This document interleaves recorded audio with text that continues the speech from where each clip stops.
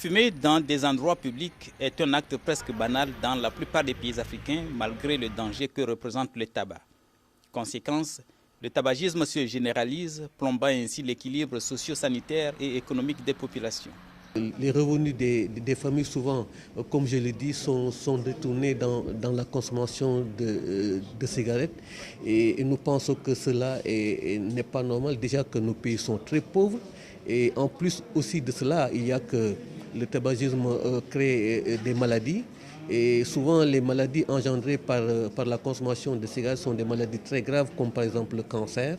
Et nous savons que pour soigner un cancer dans nos pays, il faut quand même beaucoup de moyens.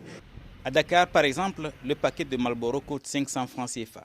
Avec 25 francs, l'on peut s'en offrir un bâton comme ici. Cette vente en détail accroît l'accès plus ou moins facile au tabac et aggrave le phénomène du tabagisme parmi les jeunes. J'avais un ami, il s'appelait Moussa.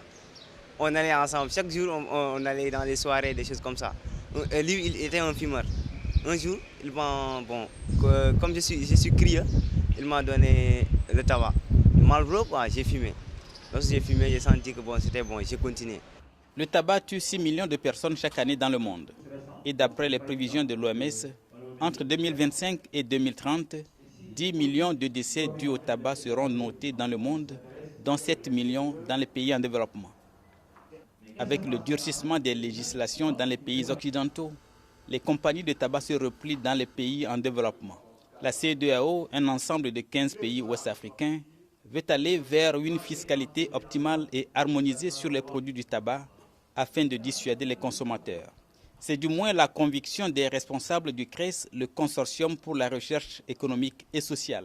Ce projet vise l'adoption d'une législation qui permet d'augmenter de façon significative et dans la durée le prix du tabac de manière à faire reculer sa consommation. Nous avons élaboré un projet de loi. Ce projet de loi, nous l'avons déposé devant le gouvernement du Sénégal depuis 2008. Et depuis 2008, ce projet de loi est dans les tiroirs. Apparemment, le cri du cœur qui dit que le tabac tue ne semble pas encore bien entendu par tous.